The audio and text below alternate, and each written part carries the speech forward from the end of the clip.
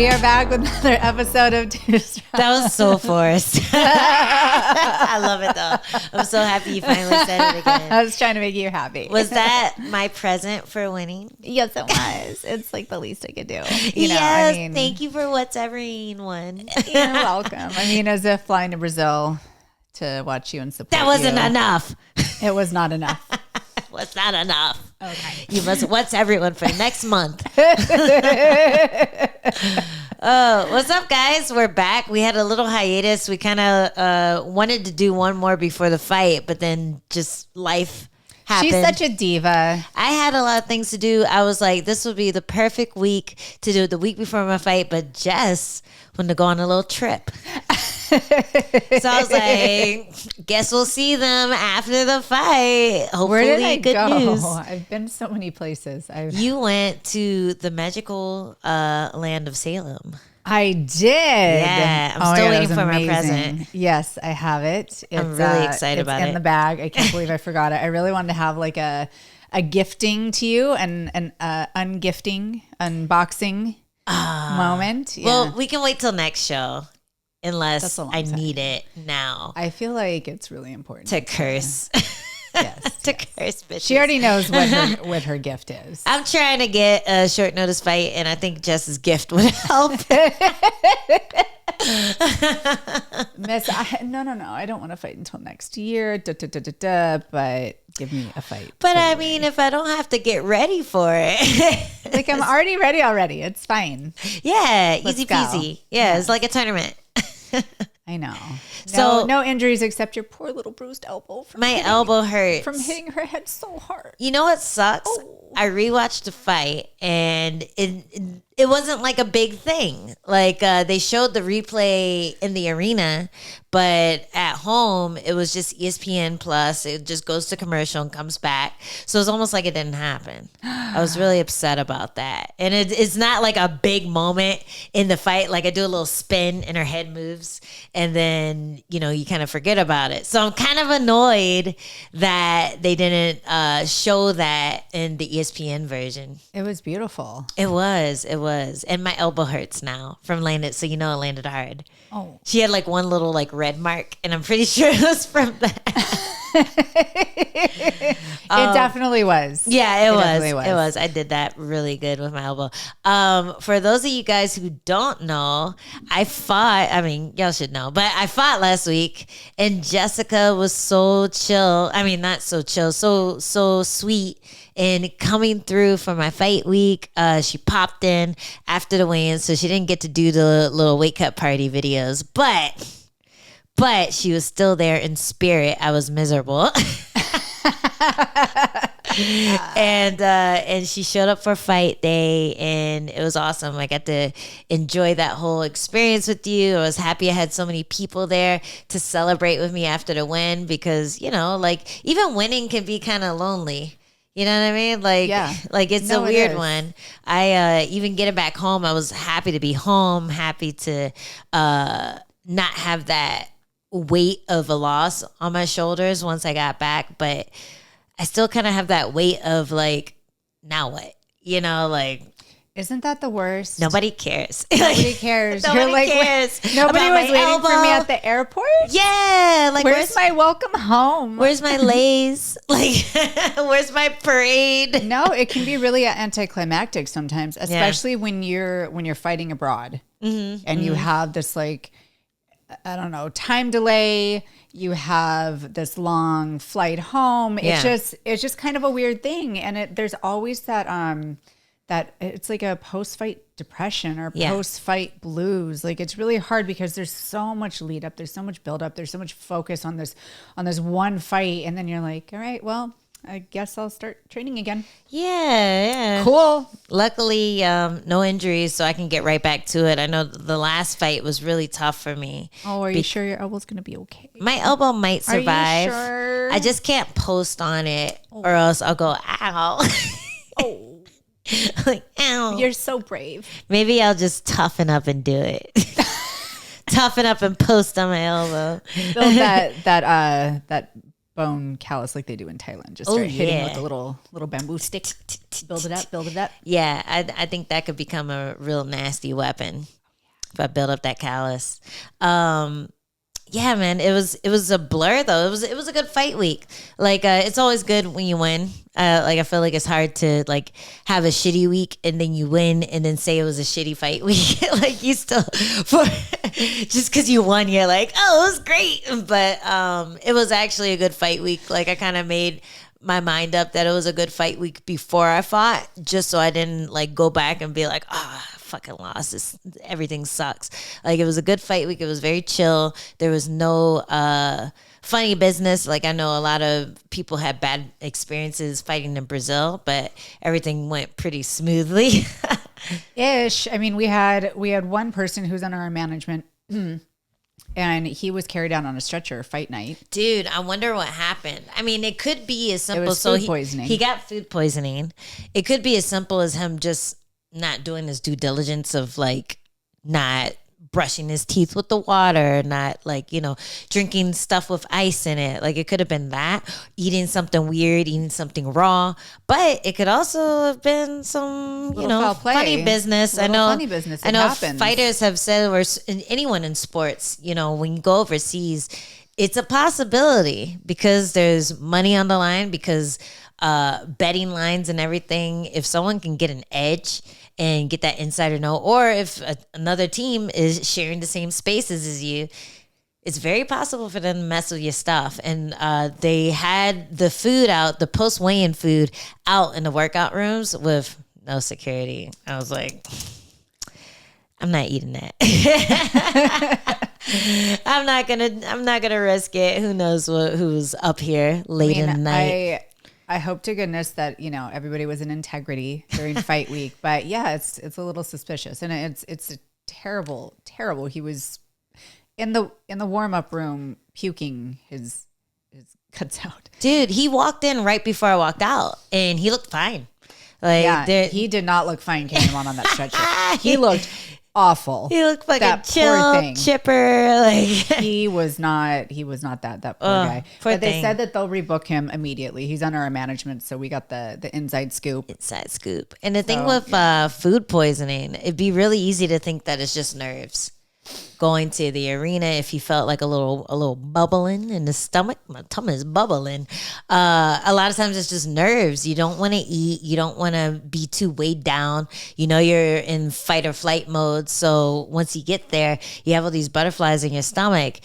And it feels a lot like food poisoning, like before the fireworks start, you know, before the exorcist projectile vomiting and from both ends. It feels a lot like Thanks fight for day. That visual right there, that little assist. Man, it feels a lot like fight day nerves. So I'm sure he was like, I'm fine. Oh, no. I am not. But aside from that, it was pretty fair judging, I thought. It was probably the best judging I've ever seen. There was a freaking draw, and a well-deserved, necessary draw. And I was so happy that it happened. And your fight was scored very fairly. I thought so. They even gave you like a little extra 30, round. 27. Yeah. We thought you won that. I think it was one of my old nemesis. Was that your boy trying to get back in your good graces? Mr. Sal D'Amato. Good for you. But I watched around. I was like, it should have been all 27. There were some moments where I was in a little trouble in the first, but I definitely had her in trouble for more of the first, I thought. For sure. But I didn't expect, like even in between rounds, after the first round, I didn't think that I won it. Like after the first round, I was like, fuck, because all those moments where I was in trouble, it felt like forever. Even though when I watched it back, it was a lot less time. Yeah, it was just a blip. But when I was in it, I'm like, oh no, I've been in here the whole round, like fighting that Kimura grip or just like kind of backing up with the heavy punches coming forward. I was like, I feel like I lost that one. And then when Adam popped in between rounds, he's like, close round. Not sure if you got that one, but it was very even. So I felt like that was a good boost to my mentality because I always overreact to the bad moments. Sure. Like I'm just like, oh fuck, that must have looked really bad. And to hear him say that, and I know he doesn't bullshit me in between rounds, I'm like, oh, okay, that looked a lot better. All right, cool. So it was kind of nice to hear that affirmation. And then when I heard 30-27, I was like, oh, he was right. It could have gone either way. I thought you had that round, but to be on the safe side, I was like, Brazil. It could. Yeah. It could go the other way. I felt like the bigger moments were hers, even though they weren't taking up as much time as my moments of control. Yeah. So I was like, I don't know. And there's always that moment after, like, I'm so traumatized. Like, anytime it goes to decision and they're reading off the scores, I'm just like, please don't fuck me. Please don't fuck me. Please don't fuck me. Because I've been fucked. I've been fucked a lot when I was very confident that I had gotten that fight. So, what are you doing? How do you turn this down a little bit? The really headphones? Loud. Yeah. I think that's all of them. I just need it down a little bit. No, don't touch that. That is 2. So it should be 2. How's that? Oh, that's better. Okay, there you go. She's so excited. Very vocal. Poor little ears. Very excited about can't handle it. my fight. So yeah, that was a good experience. No injuries. I can pop in again if one of these girls fall out. I don't know, Friday or the Friday after next. I'm ready. Yeah, I can slide in. What up, Mick? I'm good. And yeah, it was nice having you there. So it was cool. Good I was surprise. happy to be there. Yeah, it was a surprise to me too. It's like, you know what? Fuck this it. doesn't feel right. Fuck it. I'm going. This doesn't feel right. We I can't have people yelling "Oh, find more hair" to my friend, and I can't combat it with a little "Let's go." Exactly. I need my little bit of fandom. I actually have more Brazilian fans. Won over the crowd. Yay. You did. At the weigh-ins, you won them over. You, like, by far got the least amount of anger and Brazilian champs out of everyone. Yes. You won them over with the clothing. With that my you threw. gift? Yes, with your gift. The Brazilian crowd can be bought, guys. Dude, they're easy to buy. Like when Mark DeCasey walked out, he was the first God. fight, which I thought was such a slap in the face because Mark DeCasey is a fucking G. But he was first fight of the night. He walks out. The Brazilian crowd boos him at the ceremonial weigh-ins. And he's just like, you know what? Lean in. Eat that. He leaned into it. He leaned in and you guys booed so hard and they started doing the Uvai Mohei chant and man, it was really intense. And I saw it and I was like, I'm not going to do that. No, that's not you. I don't need that extra stress. No. And when he was fighting, I'm not emotionally invested with him because he's not a friend, but I'm still I'm rooting for him because I like him. He's a nice guy. He's a nice guy. Yeah. I'm just like, we sat in the hot tub next to him at the PI. He's a good kid, He's so sweet. Like, oh man, yeah. I was just I just knew that the crowd would just eat him alive if he lost. Yes, I'm so happy he won. Happy for his safety more than anything. No, exactly. They were still, it was like 50-50. He kind of turned half of them, not all of them. Yeah. Definitely probably needed a little escort. Shouldn't have left the hotel. Yeah. It's just, No, he stuck around the hotel. He didn't leave. Yeah. He was in crutches afterwards. Yeah, he ended up pulling I think he said he pulled his quad in the first round. So I'm not sure how bad it was, but he was walking around in crutches after the fight. Yeah, I thought it was from, I thought he started limping after he was going for a spinning kick. He was positioning himself up to do a spin move and his opponent timed it really nicely and got the back of his calf. And I was like, oh. Yeah, I mean, it's probably So I didn't know if it was from that or another moment, but that was the only thing that stuck out in my mind. Did that happen the first round? Either the first or the second round. Yeah. And I don't remember what he said because I was drinking. But for what my drunk brain remembers is that he pulled his quad in the first round and like it was just really hard to fight back from that because it's just like, oh, fuck. Like I want to do so much more. And you can kind of see it that it was taking more energy to do the stuff that he normally does in there. But he was still managed to get the W against the guy. And I was thinking like because somebody else mentioned the calf kicks and I remember seeing it, but that shit is a chain reaction. Like you tighten up this, it shoots up to here. It's like when you get your foot rubbed and you feel in your temple, you know, like the tendons are all connected and I could see his calf muscle seizing up and then just tightening up to the point where his quad muscle pulled off of it. Like you see the footage of the John Jones injury. It always seems like a normal movement. It's like that time I pulled my back reaching down too fast to grab my glove off the floor. Old. It's because I'm old, but it's also like warmed up. John Jones is old too. Like he's getting up there. Yeah. And all the stress that we put on our bodies, it just ages us way faster. Like don't be fooled by this face because the body looks like Mr. Burns when it comes to I mean, I think anybody who was watching your fight did not see Mr. Burns in that ass cheek that popped out.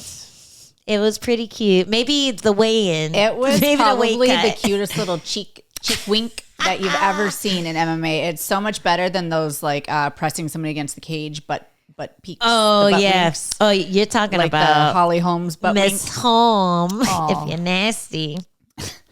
Miss Holmes' butt cheek will never stay in her shorts. Ever. I am worried about Holly Holm if she fights in the new fight kit because, man, my butt never pops out. I was like, those things came pre-stretched, didn't they? All the way up. I was like, whoa. And then they stayed. And they stayed. My ass ate them. It was like... Luckily, you have a cute little bubble butt. You don't have an offensive ass, so that's like the good news, and everybody got to see it. I am sure that is like screenshotted, made into a GIF. I think we have to start doing some searches. We'll find it somewhere on the internet. Yes, I'm very impressed with the UFC because I haven't seen any of those photos yet. Oh, they're out there, out there. I think there also needs to now be like a Angela's butt cheek Twitter account. Just the left. And just I think I'm going to make it. If it hasn't been made already, I'm going to make it. Nice. Yes. Just the left butt cheek. That's the only one that likes to be seen. And I was really happy when I watched it back because we were in the moment, so I didn't even remember that it happened. But I watched it back and she actually gave me a second to pull it out. She did. She let me fix my wedgie that she put there. Well, I mean, you kind of did it to yourself because you did take her down and then her foot and then this and then that. Like, so it's kind of your fault. I mean, I just want you to take a little responsibility for your actions. I just think I would have secured the takedown if she didn't whiplash me from the crack. Like she literally, like her toe got in my shorts. She like hooked it. Kicked me forward and I was like, whoa. She obviously trains in the gi. She does. She was looking for her in and she found it. That was totally a bully move. She just wedged me and stole my lunch money. I was like, come on.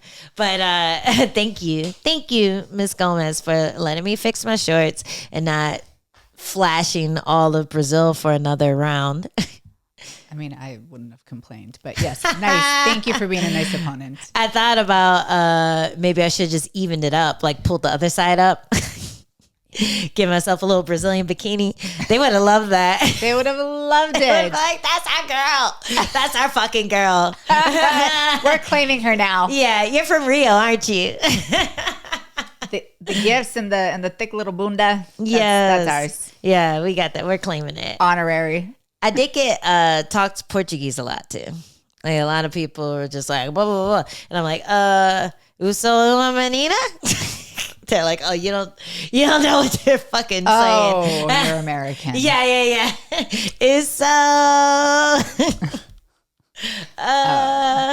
Now follow. So I felt like I could fit into the crowd as long as I don't speak. Yeah, it's a melting pot. We could all pass. Yeah, except for Adam.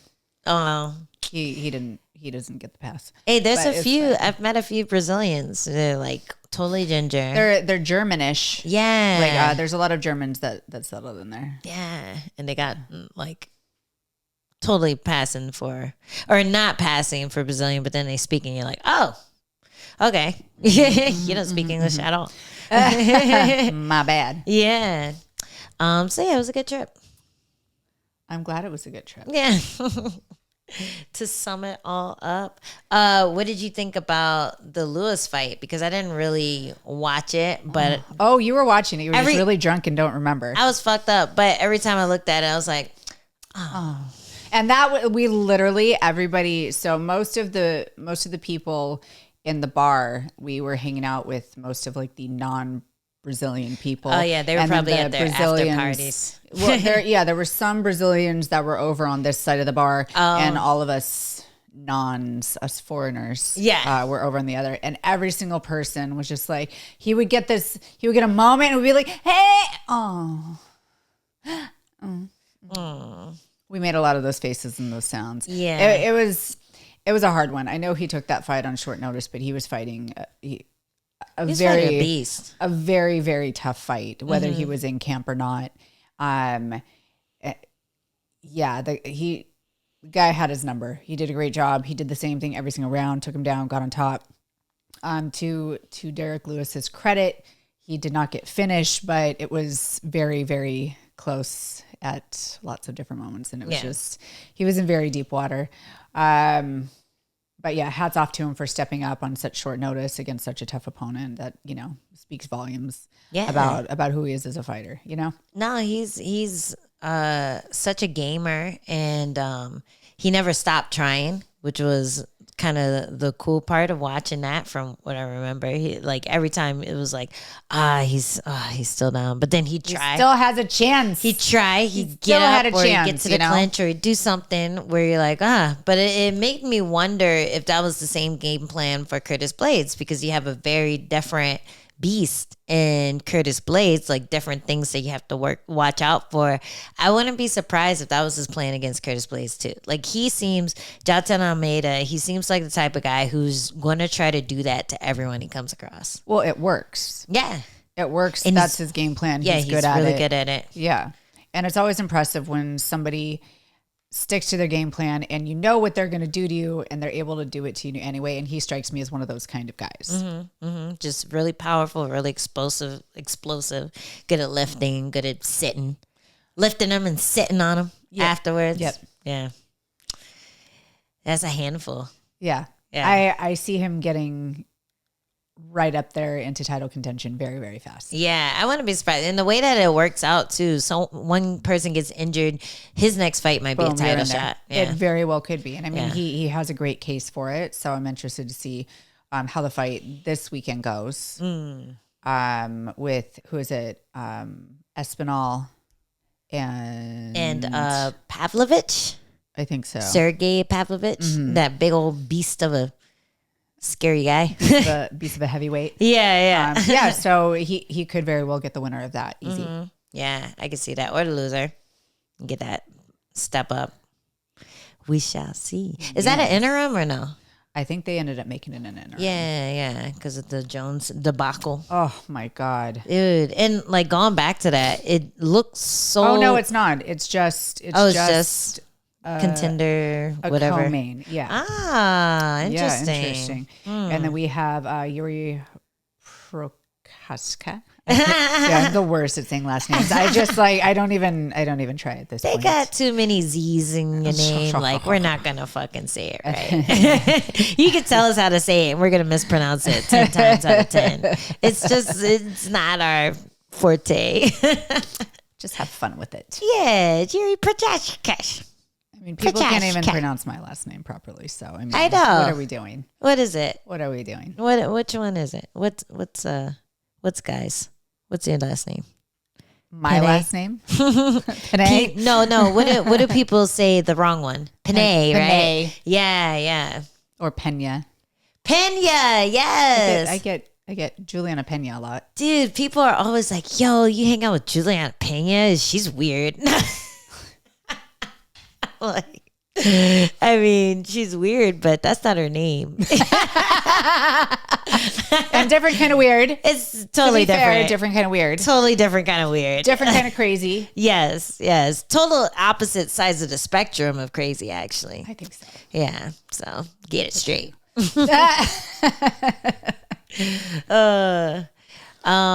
So a lot has happened since we last had our show. Too much has happened to really go back, but I think the big one that we should talk about is Tyson Fury versus Francis Ngannou, because holy crap, dude, the drop heard around the world. Yes, like I wasn't even watching, and then I was scrolling on Instagram and I saw that. I was like, what? And then I'm like, yo, we need to watch this fight. It's still on.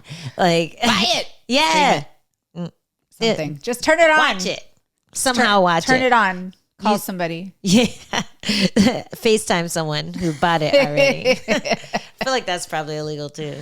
If you don't get caught, it's not legal. Womp womp. Anyway, I procured myself the last few rounds in a legal manner.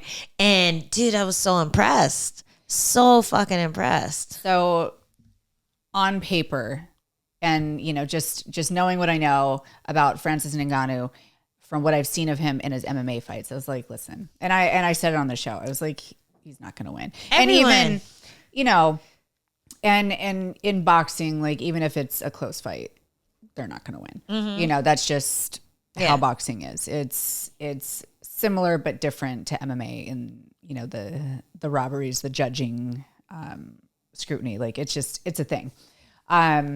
But I was not prepared or even thought that Ngannou would come out the way he did. And what's crazy is he kept getting better as the fight went on. Yeah. It wasn't just like, you see two heavyweights fight and you're like, okay, everybody's got a puncher's chance. But when you're going an MMA fighter who's not known for his striking skills going up against the best in the world at heavyweight, it's like, it's a pretty tall order. And what Francis did was really impressive, and it was really exciting. And I mean, I took it as like a moral victory for all MMA fighters everywhere, because we constantly are put in these positions. And I mean, we, excuse me. I don't even know what that was, but are you okay? Yeah, I think I was tearing up. Okay. Choking on snot. Yeah, that was it. I was getting emotional. Totally not. But it was just, I mean, film related. What he did, I think he, won the hearts of everybody everywhere. Yeah. Won the moral victory. I arguably won the fight. He showed up in a way that I was not prepared for, and I really appreciate him and respect him for.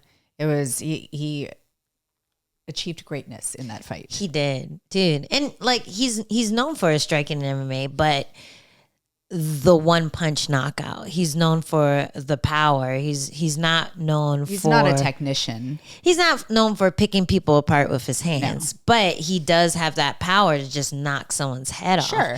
And I think he was able to show it even more because finally he's fighting someone who isn't going to attack his legs. You're not going to kick him. They're not going to try to take him down. Like he can just sit down on his punches with no fear of letting his hands go. And he was able to put together combinations, set things up. Like he really did his due diligence and had a boxing camp and looked like a boxer out there.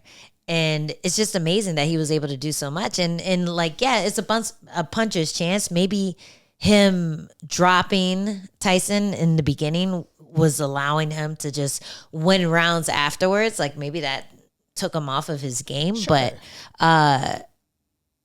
it was a technical fight. Like he out techniqued him, and in a lot of boxers' eyes, Francis Ngannou won. Yes. So that's the most impressive thing, because a lot of times when you have MMA fighter versus boxer, they'll just shit on the MMA fighter's skills no matter what happens. Like they'll just like the McGregor fight. Every boxer said that Mayweather was carrying him. Yes. And it's like, even if that wasn't true, which probably was, but if it wasn't true, they would have still said that. And in this fight, not one boxing person, like not one boxer that's commented on it that I've seen has said Tyson Fury won. They said, Francis Ngannou won. You know what it is. That was an amazing performance by him. So I think the most impressive thing is that Francis Ngannou is getting his flowers from the boxing world. I think that's the coolest part about it. And now it's just opening the doors up even more for MMA fighters who do have hands. Well, and now it's opening up the door for Francis Ngannou for actual, like, money-making boxing matches. Yeah. Like he's in the mix now. Yeah. He's in the mix. It's amazing. Yeah. And to go from, from leaving the UFC, which is the number one organization for mixed martial arts in the world, like the pinnacle where everybody tries to get to, he was willing to leave and, play his hand there. And look at all these opportunities that are coming up for him. It's incredible. That doesn't happen to everyone. It's really amazing how it's happening for him. Yeah, he broke the mold. Like he really didn't need Dana to promote this fight for him. He was able to make his 10 million, at least 10 mil plus, showing up for this fight, and like just the fact that he got in there would have been enough to solidify his legacy. Like he is now $10 million richer.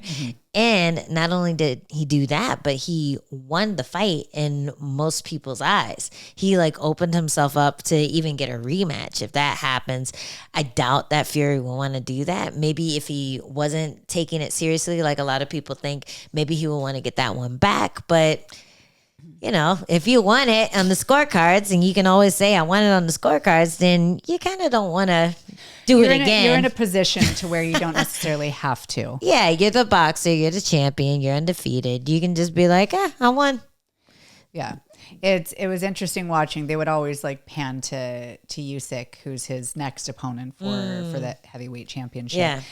And I was just wondering what was going through that man's mind. Like, please don't mess up my pocket. Yeah, right. Please don't mess with my money. Please. Yeah. He's like leaning on the judges, like, damn, he fucked Ngannou up. Oh, just my trying goodness. to influence him.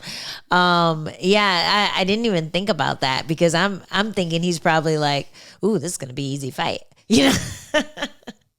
But if you knock out Tyson Fury, I'd be very surprised if he's showing up for that fight. Yeah. He's still fighting though, right? Yeah. Okay. And that's how many weeks ago? How many weeks? It's supposed to be in February. Oh, okay. So that's still a lot of time to recover and stuff. I mean, not if you get knocked out. What commission's gonna like approve you unless you're fighting somewhere where 3 months, I think, is enough. Is it? Yeah, I think it's like a mandatory 60 days of no contact. I thought it was more than that. I think it's only 60 days no contact when you need to be having contact in a fight camp. Nobody adheres to challenging. that. Everyone's contacting immediately after. That's a difficult one. Yeah. But yeah, potentially it could have pushed that big boxing card, that big money making fight back. It completely put it in jeopardy. It was a big risk that he took that fight. Yeah. And so I do wonder if he wasn't taking it seriously because he knew that he was going to get into camp straight away, and he really didn't want to, burn himself out or what have you. But as you were saying, it does open up the box for MMA fighters and boxers alike to, make these kind of super fights. I just wonder what it would look like to cross promote that, if that would even be allowed. It's not, my question isn't even to like, oh, I want to see this matchup. It's just wondering if the UFC would allow, because you always go back to what happened to Chuck Liddell when he crossed over to Pride. Oh, what happened? He went to Pride and he lost. Yeah. The champion of the world went over to Japan and fought and lost. But if it's not the same sport, it doesn't take away from the shine of the champions, the current champions. I think that's the biggest thing, because you saw with McGregor and Mayweather, it's like, it's a freak show fight. There's money to be made. Dana doesn't shy away from freak shows. Power slap. So if there's money to be made in something, as much as Dana or as much as the people in the UFC say, no, we'd never do that, they're kind of showing that they would. Just the fact that they have to answer this question, that people are interested, and the fighters are obviously interested. It's money to be made on everyone's pocket, like in the boxing world, in the MMA world, in the UFC, if they promote it, if they have a hand in it. So it's definitely something I can see happening in the future, just how crazy it's kicked off already outside of the UFC. Like, people are tuning in for every time Jake Paul fights one of our legends and fixes it so he can beat him. I think that's also why this was such a big deal. Francis Ngannou fighting a legitimate boxer and doing really well against him. It's a big change from these freak show fights where you have some roided out celebrity YouTuber who is too young for us to know who he is, fighting these guys who we grew up idolizing and beating him because he has all the advantages, and we're just here bitter and making excuses for the fact that he can beat them. It's a refreshing change from that. Even if Francis Ngannou didn't do well, it's still a refreshing change. It's the fact that he's fighting a legitimate boxer who is already established. In the same way McGregor fought Mayweather, I thought that was something that really boomed MMA, because you're bringing all these fans from boxing who just didn't respect MMA, and you're allowing them to see like our stars for the first time and get into the characters that we have. So I would be very surprised if the cross promotion thing never happened between boxing and UFC. Like, it's so much money to be made. People love watching freak shows more than they love watching regular MMA fights. You know, it's crazy. We're just, there's no pleasing people. We're sick. They always want more. We're sick in the head. Always want more. Speaking of McGregor, he was making headlines the week before we flew out too, because USADA ended up closing the deal with the UFC, and they totally blamed Conor McGregor for the reason that they were leaving. This was a very sensitive subject for me. Yeah. To be honest. Yeah. Because the UFC ended the contract with USADA because it wasn't working. It wasn't, they couldn't come to terms, but they've known since my first case with USADA that they were a problem and that they weren't going to change, but it didn't mess with their pockets the way it has with, the McGregor. And, so it was just, it's been challenging. I've been lots of feelings and emotions have been coming up for me. It's been a rough one. Let it out. It's been a rough one. It's okay. Yeah. So they knew that it wasn't working. They knew that it was never going to work, and yet they kept doing it until, one of their stars, fights was put in jeopardy. So finally they said they had enough, but they've known forever that it wasn't working. Yeah. I heard that the USADA, well, this is the company line, that USADA was always going to be done on the 1st. But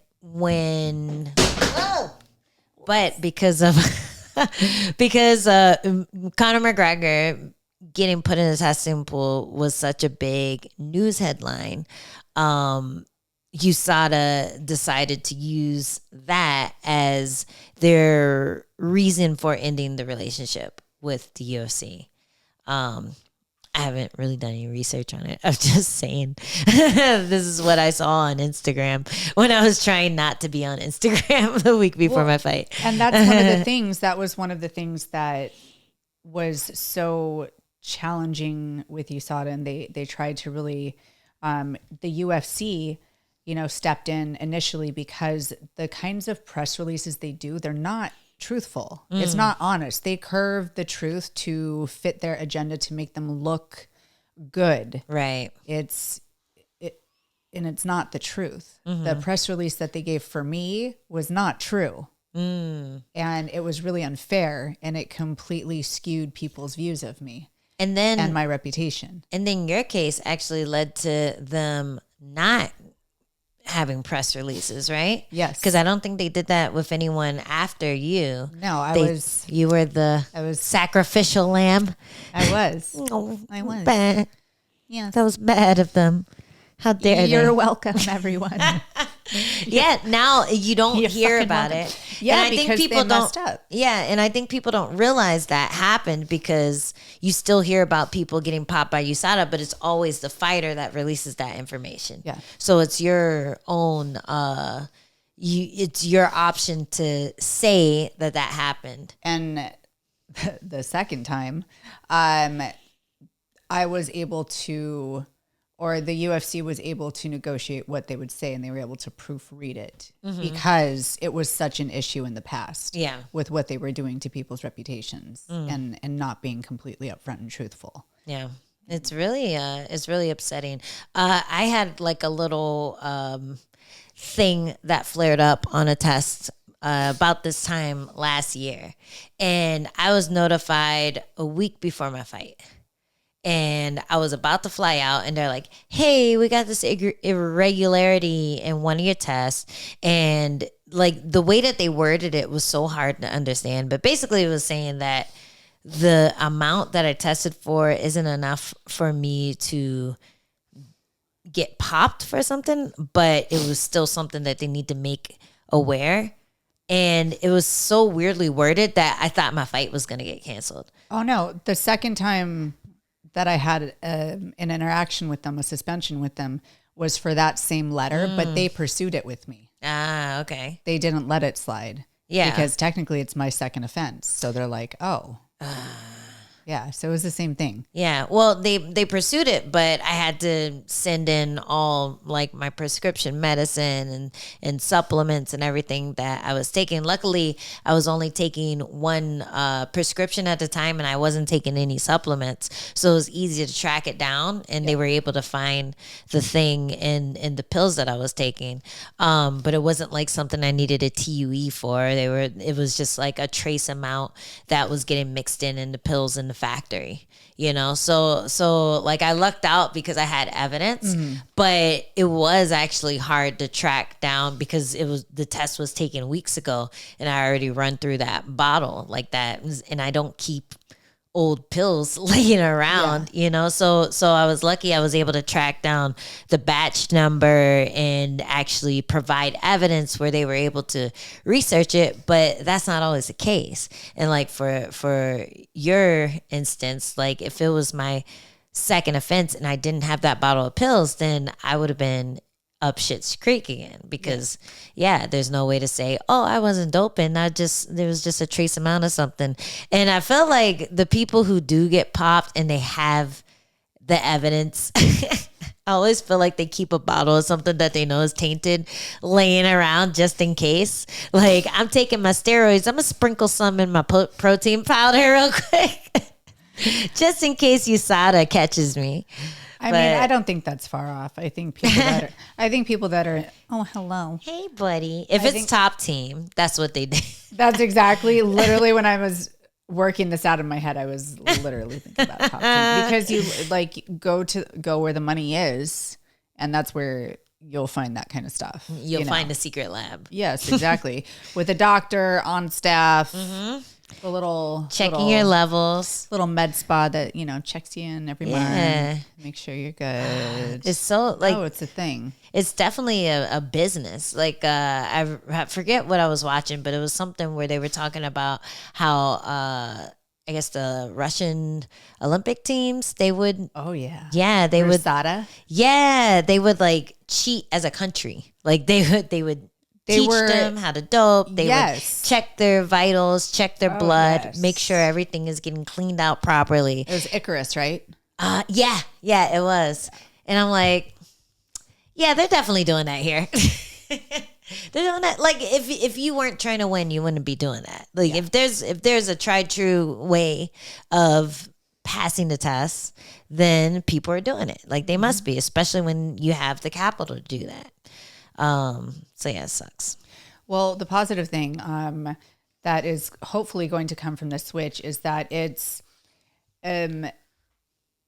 still technically not UFC partied, but that's why they've hired on this like big scary FBI guy. I was talking to Donna Marcolini in the bus on the way to the airport from Sao Paulo, and she was assuring me that they were going to take, all things into consideration, like, tainted supplements are not grounds for a 2-year suspension.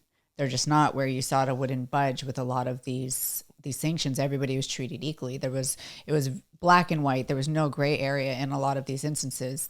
They needed to be judged case by case. Yeah. Not just you either are or you aren't, because that's not the truth. Are they still going to have the snitch clause? You never know. I mean, I don't see why they wouldn't. I don't see why they wouldn't. Dude, the snitch clause is so shady. Basically, you could just say, oh, yeah, whoever was getting injected with you, you just rat them out, and then you get the fight next week. And so that is that's the case with like EPO, because it's hard to test for and it's so expensive to test for that. You would only test somebody who you knew was cheating. You wouldn't just like, throw a little shot in the dark and be like, oh yeah, or you wouldn't test everybody because it's so expensive to test for this. And yeah, so the people that have gotten busted for it were actually like ratted out. Someone told on them. Yes. Yeah. And somebody got away scot-free because they ratted. And I have my theories as to all of this. No, I'm not going to talk about it. Should we talk about it during the break?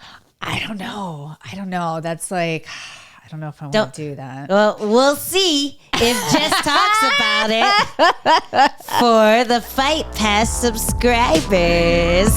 We'll see you there.